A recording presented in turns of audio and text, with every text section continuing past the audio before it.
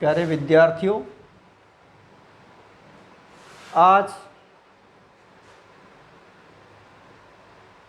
उत्तर कृदंत प्रकरण के दो सूत्र हैं, नपुंसके भावेतः और ल्युट् च।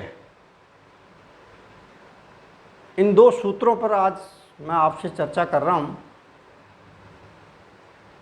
और इन दोनों सूत्रों से बने हुए एक एक शब्द हसीतम और हसनम, हसीतम और हसनम, इन दो शब्दों की मैं आपको सिद्धि भी करके बताऊंगा। पहला सूत्र है नपुंसके भावेतः। सूत्र क्या कहना चाहता है कि नपुंसकलिंग विशिष्ट भाव में धातु से परे तय प्रत्यय होता है। क्या नपुंसकलिंग विशिष्ट भाव में धातु से परे तय प्रत्यय होता है? कहने का मतलब ये है कि जो तय प्रत्यय लगकर जो शब्द बनता है वह भाववाचक संज्ञा शब्द होता है। विशिष्ट भाव भाववाचक संज्ञा शब्द होता है नपुंसकलिंग में। उदाहरण देके बताना चाहूँगा आपको। जैसे हस धातु से तय प्रत्यय लगा तो बनता है हसीतम। हस धातु से तय प्रत्यय लगा बना हसीतम। सी धातु से तय प्रत्यय लगा तो बना सयितम। सी धातु से तय प्रत्यय लगा तो बना सयितम। रुद्ध धातु से तय प्रत्यय लगा तो बना रुदितम।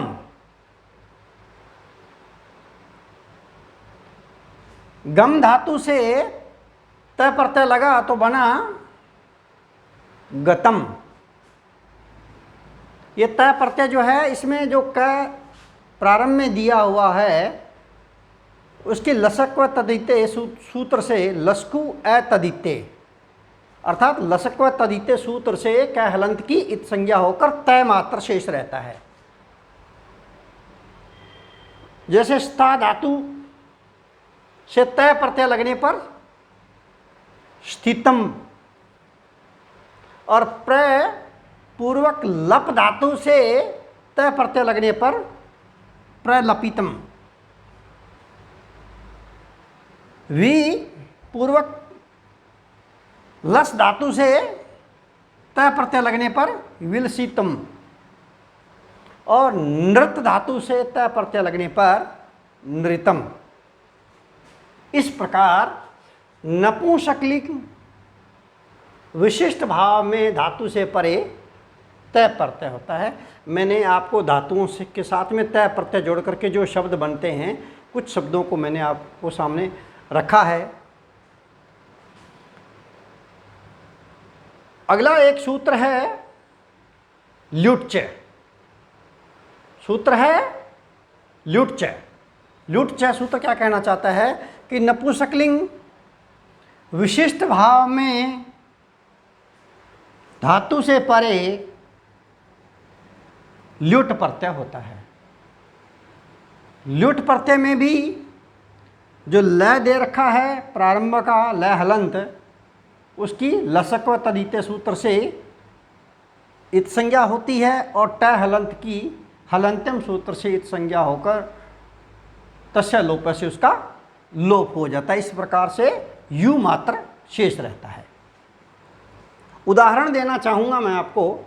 जैसे हस धातु में ल्युट् प्रत्यय लगाते हैं तो हसनम बनता है। गम धातु में ल्युट् प्रत्यय लगाते हैं तो गमनम बनता है। चल धातु में ल्युट् प्रत्यय लगाते हैं तो जैसे ही ल्युट् प्रत्यय जुड़ा तो जुड़ने के बाद चलनम पद बनता है। इसी प्रकार धाव धातु में ल्युट् प्रत्यय जोड़ने पर धावनम पद बनता है। श्रु धातु में ल्युट जोड़ने पर श्रवणम बनता है और भू धातु से ल्युट प्रत्यय जोड़ने पर भवनम बनता है। नी धातु से ल्युट प्रत्यय जुड़ने पर नयनम बनता है। पहले गुण हो गया और बाद में अयादि संधि होकर के नयनम बनता है। इसी प्रकार से शुद्ध को शोधनम बनता है। तो ये थे दो सूत्र, नपुंसके भावेतः और ल्युट्च। आओ इनसे बने हुए शब्दों में से एक शब्द जैसे लेते हैं, हस धातु में त प्रत्यय जुड़ने पर हसीतम बनता है। इसकी मैं आपको रूप सिद्धि करके बता रहा हूँ। हसीतम मीन्स हंसना, हसीतम मीन्स हंसना, भाववाचक संज्ञा शब्द है ये। सबसे पहले नपुंसके भावेतः सूत्र द्वारा हस धातु से नपुंसक भाव में त प्रत्यय हुआ। त प्रत्यय में भी जो क हलंत दिया हुआ है, प्रारंभ में आदि में दे रखा है, उसकी लसक व तदिते सूत्र से इत संज्ञा हो गई, तो तय मात्र शेष रहा। आर्ध धातुकम शेष है, आर्ध धातुकम शेष सूत्र द्वारा उस तय प्रत्यय की आर्ध धातुक संज्ञा हमने कर दी। फिर है अगला सूत्र आर्ध धातुक सेड वलादे। क्या? आर्ध धातुक सेड वलादे। ये सूत्र कहना चाहता है कि वल प्रत्याहार जिसके आदि में हो, क्या? वल प्रत्याहार जिसके आदि में हो, ऐसे आर्ध धातुक को इट का आगम होता है। इसलिए यहाँ पर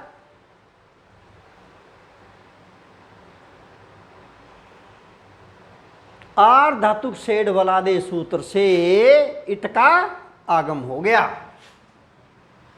तो बना हस ई और तय, और बन गया हसित। ये अब आ गया कृदंत। कृत तदित समासा सूत्र से हसित की प्रातिपदिक संज्ञा हो गई। स्वोज सूत्र से प्रथम विभक्ति के एक वचन में सु प्रत्यय हो गया, तो बना हसित धन सु। अतोम सूत्र से सु को अम आदेश हो गया, तो आ गया हसित धन अम। और अमी पूर्व से हसित के तय के ए और अम के ए, इन दोनों के स्थान पे पूर्व रूप एकादेश ए होकर हसितम बन गया। एक अगला शब्द है हसनम। इसका अभिप्राय भी है हंसना, क्योंकि ये भाववाचक संज्ञा शब्द हैं ये, तो इसका मतलब भी हंसना ही है। सर्वप्रथम ल्युट च सूत्र द्वारा हस धातु से नपुंसक भाव में ल्युट प्रत्यय हो गया, और ल्युट प्रत्यय में भी लय आदि में दिए हुए लय कि लसक व तदिते सूत्र से इत संज्ञा हो गई, और हलंत्यम सूत्र से ट हलंत की संज्ञा होकर तस्य लोप से लोप हो गया, तो यू मात्र शेष रहा। फिर युवोर नाकौ, युवोर नाकौ सूत्र द्वारा यू को अन आदेश हो गया। युवोर नाकौ सूत्र क्या कहना चाहता है कि यू को अन आदेश होता है और वू को अकादेश होता है, तो यहाँ यू है, यू को हो गया अन, तो हस धन अन और बन गया हसन। फिर उसी प्रकार कृतदित समासा सूत्र से हसन की प्रातिपदिक संज्ञा हो जाएगी। स्वोज सूत्र से प्रथमा विभक्ति के एक वचन में सु प्रत्यय हो गया, अतोम सूत्र से सु का अम आदेश हो गया तो बना हसन धन अम, और अमी पूर्व से न के ए और परे दिए हुए अम के ए, इन दोनों के स्थान पे पूर्व रूप एकादेश ए और ए दोनों को मिला के पूर्व वाला ए होने पर हसनम शब्द बनता है। तो मित्रों, परीक्षा की दृष्टि से आपसे हसीतम शब्द की सिद्धि भी पूछी जाती है और हसनम की आपसे भी सिद्धि पूछी जाती है, और कई बार सूत्र दे करके उसके उदाहरण पूछे जाते हैं, उसका अर्थ बताते हुए सोदाहरण व्याख्या करने आती है। तो इस दृष्टि से भी नपुंसके भावे तह और ल्युट च, ये दोनों सूत्र महत्वपूर्ण हैं, और जो इनसे बने हुए जो दोनों शब्द हैं वो भी महत्वपूर्ण हैं। आप इनको कंठस्थ कर लीजिएगा। अगले कालांश में फिर हम मिलेंगे। धन्यवाद।